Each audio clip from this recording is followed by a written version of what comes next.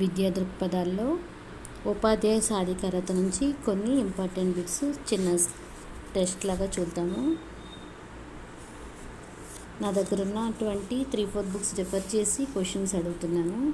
Only book కాదు, కాకపోతే ఏంటంటే ఇది గవర్నమెంట్ బుక్ కాబట్టి కంపల్సరీ మనం ఇందులో బిట్సే ఎలా ఉన్నా సరే చూసుకోవాలి. అంతేకాకుండా జంగం సార్ బుక్స్ కూడా ఉన్నాయి, చాలా బాగున్నాయి చూడండి.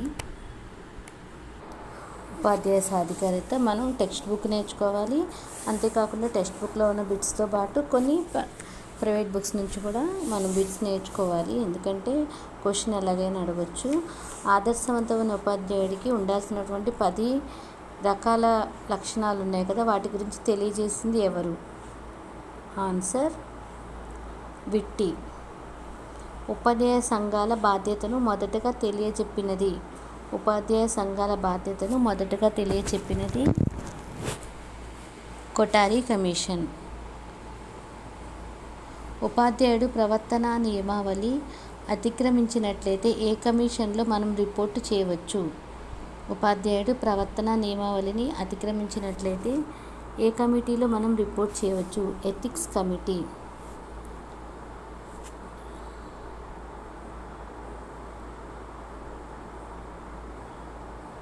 Okay, next.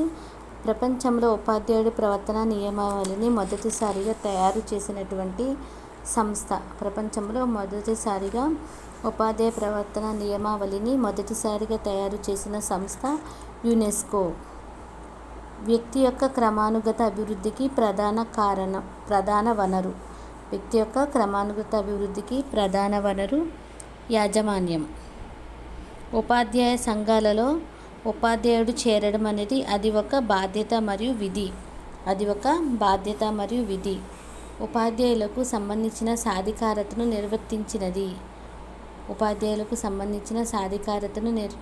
నిర్వచించినది ఎవరు అంటే గుడ్మెన్. ఉపాధ్యాయులకు సంబంధించిన సాధికారతను నిర్వచించినది గుడ్మెన్. సాధికారిత అను పదాన్ని ఇంగ్లీష్లో ఏమని పిలుస్తారు? ఎంపవర్మెంట్. సాధికారత అని పదాన్ని ఇంగ్లీష్లో ఎంపవర్మెంట్ అంటారు. ఎంపవర్మెంట్ అనగా అర్థం ఏంటంటే సామర్థ్యాలను పెంచుకోవడం. ఓకే, నెక్స్ట్ బిట్ చూద్దాం. National research centre for value education ఎక్కడ ఉంది అంటే ఢిల్లీలో ఉంది. Pandit Sunderlal Sharma central institute of vocational education ఎక్కడ ఉంది అంటే భూపాల్. దీని షార్ట్ ఫామ్ వచ్చేసరికి పిఎస్ఎస్సిఐవిఈ ఎక్కడ ఉంది అంటే భూపాల్లో ఉంది.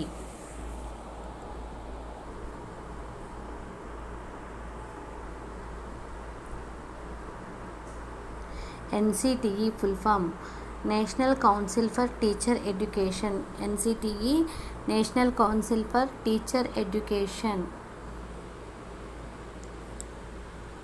ఎన్సిఈఆర్టీ సంస్థకు అధ్యక్షుడిగా ఎవరు ఉంటారు? ఎన్సిఈఆర్టీ సంస్థకు అధ్యక్షుడిగా విద్యాశాఖ మంత్రి ఉంటారు. ఎస్సిఈఆర్టీ రాష్ట్రంలో ఏ సంస్థ ఆధ్వర్యంలో ఉంది? ఎస్సిఈఆర్టీ రాష్ట్రంలో డిఎస్సి సంస్థ ఆధ్వర్యంలో ఉంది. ఓకే, ఎన్సిఈఆర్టీలో ఆర్ దేనిని సూచిస్తుంది?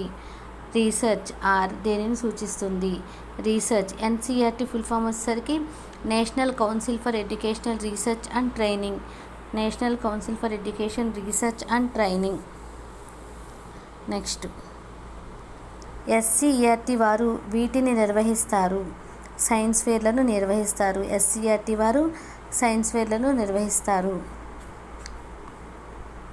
ఎన్సిఈఆర్టీ ప్రాంతీయ కేంద్రాలను ఏమని పిలుస్తారు? ఎన్సిఈఆర్టీ వారి ప్రాంతీయ కేంద్రాలను ఏమని పిలుస్తారు? ఆర్ఐఈ అని పిలుస్తారు. ఎన్సిటిఈ ఉత్తర ప్రాంతీయ కార్యాలయం ఎక్కడ ఉంది? ఎన్సిటిఈ జైపూర్. ఉత్తర ప్రాంతీయ కార్యాలయం ఎన్సిటిఈది ఎక్కడ ఉందంటే జైపూర్. ప్రస్తుతం చలామణిలో ఉన్న ఎన్సిటిఈ అనే సంస్థ మొదట ఏ సంస్థ ఆధ్వర్యంలో ఉండేది? ఎన్సిటిఈ సంస్థ ఫస్ట్ NCERT వారి ఆధ్వర్యంలో ఉండేది. జాగ్రత్తగా విని బుక్ లేని వాళ్ళు రాసుకుంటూ నేర్చుకోండి. బుక్ ఉన్న వాళ్ళు ఎలాగో నేర్చుకుంటారు, లేని వాళ్ళ కోసమే ఈ వీడియోస్ అనమాట. ఇంకా టైం లేదు చదువుకోవడానికి, ప్రతి చోటకి బుక్ తీసుకెళ్ళామనే వాళ్ళ కోసం ఈ వీడియోస్ యూస్ఫుల్గా ఉంటాయి. మీకు నచ్చినట్లయితే లైక్ చేయండి, సబ్స్క్రైబ్ చేయండి. మీరు లైక్ చేయడం ద్వారా మరిన్ని వీడియోస్ చేస్తాను. నెక్స్ట్, జాతీయ స్థాయిలో బెస్ట్ టీచర్ ఎడ్యుకేషన్ అవార్డు 2019 నుండి అందిస్తున్నటువంటి సంస్థ NCTE. Okay. Next,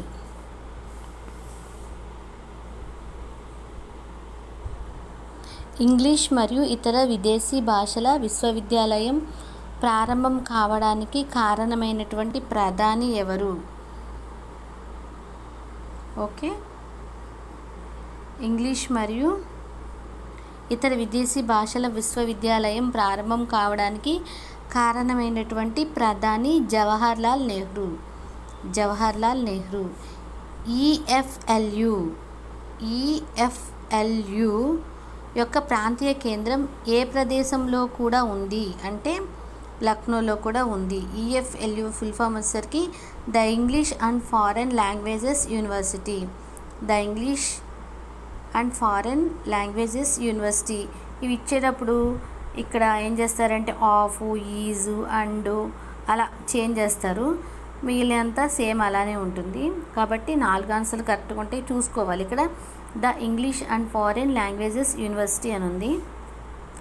EFLU full form. Okay.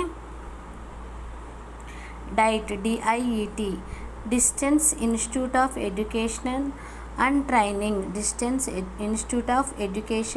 Training. Next bit చూద్దాం. రాష్ట్ర విద్యా యాజమాన్య శిక్షణ సంస్థ అని దేనికి పేరు? రాష్ట్ర యాజమాన్య శిక్షణ సంస్థ అని దేనికి పేరు అంటే SIEMAT. ఓకే. పాఠశాలలో రికార్డులు, రిజిస్టర్లను నిర్వహించే నెట్వర్క్ వ్యవస్థను ఇలా సూచిస్తారు. SIMS. ఆర్థికపరమైన రికార్డు ఏంటంటే కంటింజెన్సీ రిజిస్టర్ మరియు అక్విటెన్స్ రిజిస్టర్. ఇంకా లెడ్జర్ బుక్. నగదు పుస్తకం యొక్క పిల్లలుగా దేనిని పిలుస్తారు? ఆవర్జ పుస్తకం. నగదు పుస్తకం యొక్క పిల్లలుగా దేన్ని పిలుస్తారు అంటే ఆవర్ణ పుస్తకం. ఏ రికార్డు ద్వారా పాఠశాల చరిత్రను తరతరాలకు అందించవచ్చు? లాగ్బుక్ రికార్డు ద్వారా పాఠశాల చరిత్రను తరతరాలకు అందించవచ్చు. చిల్లర ఖర్చులను నమోదు చేసే పుస్తకం. చిల్లర ఖర్చులను నమోదు చేసేటటువంటి పుస్తకం వచ్చేసరికి కంటింజెంట్. ఏ రికార్డు పాఠశాలలో నిర్వహించము అంటే NCF రికార్డును పాఠశాలలో నిర్వహించము. తీర్మానాల పుస్తకం అని దేనిని పిలుస్తారు? మినిట్స్ బుక్ని తీర్మానాల పుస్తకం అని